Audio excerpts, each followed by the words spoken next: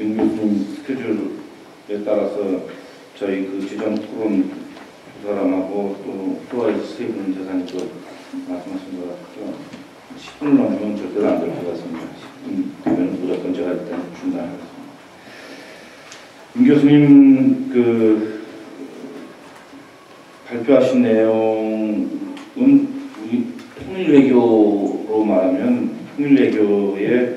그 일종의 그 전형 모델 또 어떤 매뉴얼 이렇게 얘기할 수 있을 정도로 거의 완벽한 통일외교의 지침이다 이렇게 일단 말씀을 드릴 수 있습니다. 통일외교의 추진 기조라든지 방향이라든지 또 이것을 하기 위한 어떤 그 정책 대안까지 굉장히 현실적으로 또 구체적으로 균형 잡히게 그렇게 발표를 해주셨습니다. 근데 저희가 이 통일외교라고 할 때 이런 그 어떤 원칙이라든지 또는 매뉴얼에 따라서 실제로 통일외교를 추진해야 되는데 상황은 그 통일외교가 필요한 것만큼 그렇게 복잡하고 굉장히 어려운 게 사실입니다. 지금 윤 교수님이 제시하신 그 5가지 그 항목에 있어서도 사실 다 이렇게 되면 우리가 통일 시점에 왔을 때 그것이 점진적인 통일이든 특별 사태에 의한 불평적 통일이든 우리가 통일을 이루는 데 있어서 대외적인 환경을 조성하는데 매우 중요한 그런 그 기반을 가지는 것인데 현실에서 보면 이러한 그 항목들이 하나하나 결코 만만치 않고 또 어떻게 보면 더 중요한 것은 이것이 지난 5년 전, 또 10년 전과 비교해 볼 때 우리에게 좀 더 유리한 환경, 좀 더 유리한 그런 통일 외교의 그 대상으로 되는 거 아닌가 이런 부분인데 유감스럽게도 사실은 시간이 지남에 따라서 통일 외교의 환경은 지난 20년 전에 비해서 나아진 것보다는 오히려 새로운 어떤 그 장애 요인들이 더 많이 등장하고 있는 것이 아닌가 이런 생각이 듭니다. 가장 우리가 그 주목할 만한 그 사항은 바로 이 중국의 급격한 부상이고 또 그러한 중국이 한반도에 대한 그 정책, 영향력 이런 부분들이 눈에 띄게 두드러지게 증가되고 있고 그것은 한반도에 있어서 우리 주도의 통일, 그것이 어떤 방식으로 통일을 하든 우리 주도로 통일하는 데 있어서 긍정적이기보다는 오히려 방해까지는 아니더라도 상당히 부담스러운 그런 상황으로 나타나고 있다. 어떠한 여론조사를 보더라도 중국의 정부나 당 또 중국의 여론 주도층은 말할 것도 없고 특히 중국의 그 급신장에 따른 새로운 중국식 민족주의에 따른 중국 인민들의 한반도에 대한 인식이 우리가 통일을 달성하는데 결코 우호적이지 않은 방향으로 가고 있다. 가장 최근에 중앙일보에서 지난 9월 27일자 그 여론조사를 보도를 한 걸 보면 이런 부분이 분명하게 드러나고 있다. 한국에 대한 호감도가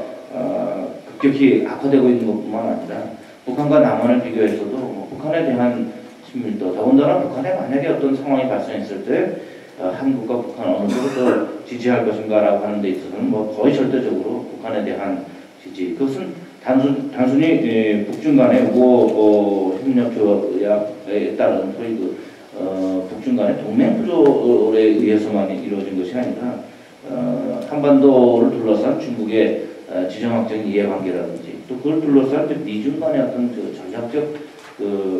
갈등, 대립 또는 협력 이런 구도에서 드러나는 것이다. 그래서 이 통일 외교를 하는 데 있어서 우리가 미국과 중국과의 관계를 놓고 미국과 동맹 관계를 강화하면서 중국을 보수한다. 이것은 대단히 맞는 말이지만 현실적으로 볼 때 중국을 우리가 전략적으로 또는 통일의 그 지지자로 만들어내기에는 대단히 어려운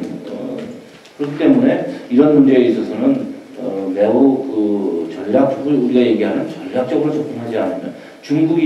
정부가 중국 인민들이 그렇게 하지 않으면 안 될 그런 방향으로 몰고 가지 않으면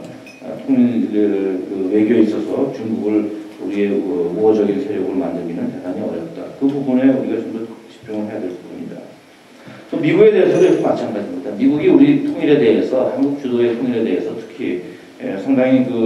지지하는 것으로 우리가 기대를 하고 있습니다만은, 이것도 역시 미국과 중국과의 관계, 또 미국의 어떤 세계 패권에 있어서의 변화, 이런 부분들이 결국은 미국 역시 한국으로 하여금 선택을 강요하는 쪽으로 갈 수밖에 없다면, 미국을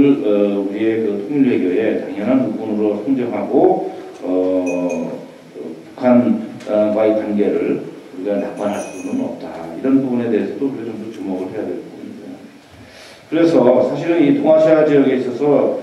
일본과 러시아를 포함한 다자 안보 채널을 만드는 것은 대단히 우리한테도 유익한 그런 과정이나 현실로 볼 때는 대단히 어려운 부분이기 때문에, 혹시 윤 교수님께서 이런 방향은 기존은 제시를 해주셨습니다만은, 이러한 현실의 문제를 타개하기 위한 그런 전략 구상이나 이런 부분이 있으면 말씀을 해주셨으면 좋겠습니다.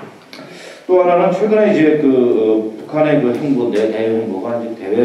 대외적으로 상당히 통화 공세를 강화하고 있고, 또 전략적으로 중국과 러시아를 포함한 또 미국과의 접근, 또 일본과의 새로운 대항 모색까지도 포함해서 전략적으로 나오고 있는데, 이러한 부분들 중에 특히 중국과 러시아를 상대로 한 북한의 외교가 과연 냉전 시대에 있어서는 소위 삼각 구도 또는 새로운 북중러 협조 체제를 구성하고 그 틀 속에서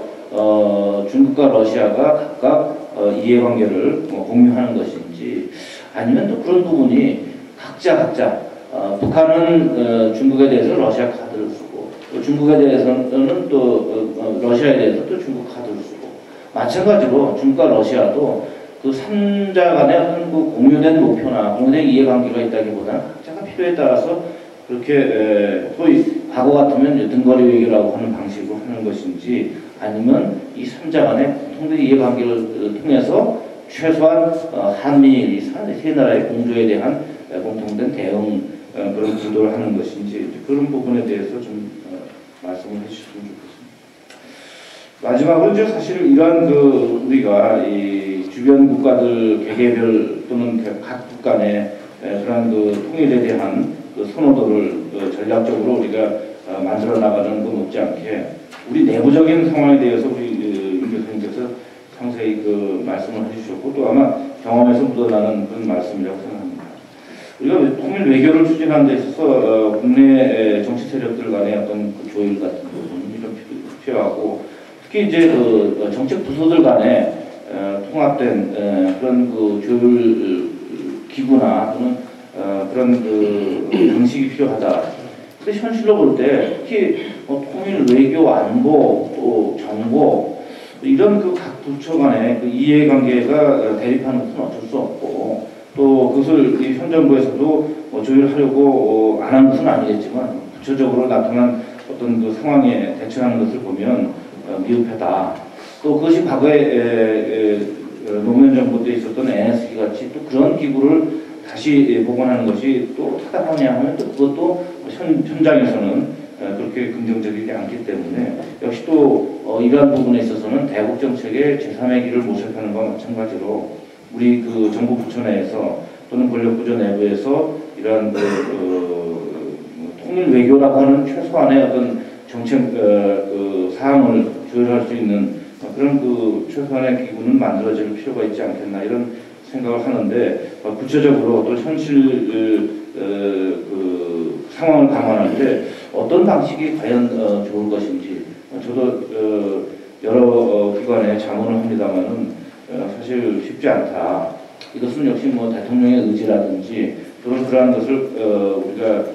경험상으로 또는 교훈상으로 새로운 것을 만들어야 되겠다는 그런 관료사의 내부에 있어서의 어떤 공감대, 이런 것이 없고는 사실 현실적으로 대단히 어렵다. 통일 외교를 얘기하면서 통일부가 독일의 경험을 공유한다고 하면서 많은 예산을 들여가면서 전문가라든지 전직 관료들을 초청해서 회의도 하고 자문도 구하고, 또 그러다 보면 외국부에서 또 외국 나름대로 국가국정 같은 데서 또 나름대로 또 기구를 통해서 각 기구를 통해서 회의를 하고 자문을 구하고. 근데 막상 이제 그런 그 자문에 응하는 분들을 제가 만나보면 너무 어떤 경우에는 정말 그 미안할 정도로 1년에 뭐 10차례는 기본이고 한 달에 한 번이죠. 기본이고 뭐 그 이상으로도 한국을 방문해서 각 기관마다 또는 각 부처마다 자문을 하고 회의를 참석하는 걸 보면 이게 과연 우리 통일 외교가 정말 통일되어 있는 방식으로 추진되는 것인가? 도대체 어떤 얘기를 듣고 어떤 방식으로 우리가 교육을 할 것인가? 과연 그런 그 자문이나 그런 그 의견들을 우리가 공유하면서 어떤 종합된 정책을 과연 만들어 놓은 것이나 있는지 이런 부분에서 우리 정부의 명성을 좀 촉구하고요. 마지막으로 사실 이런 것을 할 수 있는 기구나 또는 인적 자원을 양성하고 조율하는 건 굉장히 중요한데 역시 통일 외교의 핵심은 저는 예산, 돈과 관련된 부분이라고 생각합니다. 마침 오늘 김정우 장관님과 계십니다만은 지난번 코리아 폴러시에 좋은 글을 쓰셨는데 거기 가장 관심을 끄는 부분이 네덜란드는 뭐 1,400만밖에 안 되는 인구인데 외교라고 그러면 이 한반도의 외교에 있어서도 네덜란드 대사관에 저도 몇 번 가서 얘기할 정도로 그런 그 외교의 역량을 보이고 있는데 역시 그 바탕에는 그것이 국가 이익이 중요하다는 것도 있지만 그 외교 예산이 우리의 10배라고 그러는 말씀을 제가 듣고 야 이거 정말 아무리 우리 그 경제 규모가 네덜란드 우리보다 개인당 수준이 높다고 하지만 우리의 인구로 따져도 3분의 1 정도밖에 되지 않는 나라가 우리의 외교 예산이 10배를 쓴다. 그런데 우리는 통일 외교를 한다 그러면서 통일 외교에 관한 예산이 과연 얼마 정도 될까? 제가 알기로는 우리 통일 외교 관련한 예산은 통일부나 국정원이나 외교부 통틀어서 정말 그 미약한데 그 미약한 예산마저도 제대로 쓰지 못하고 있는 상황. 그래서 사실은 예산을 제대로 쓸 수 있는 그런 그 토대를 만들고 예산을 요구해야 됩니다만은 우선적으로 이런 그 예산에 대한 관심, 이런 부분에 대한 국민적 공감대 이걸 통해서 통일 외교를 좀 전략적으로 그리고 공감대 속에서 일관된 어떤 그 방향을 설정해서 총체적으로 물론 다양성을 존중합니다만은 역시 방향은 우리가 조율해 나가면서 해나가는 것이 효율적이지 않을까 이런 생각입니다. 감사합니다. 네.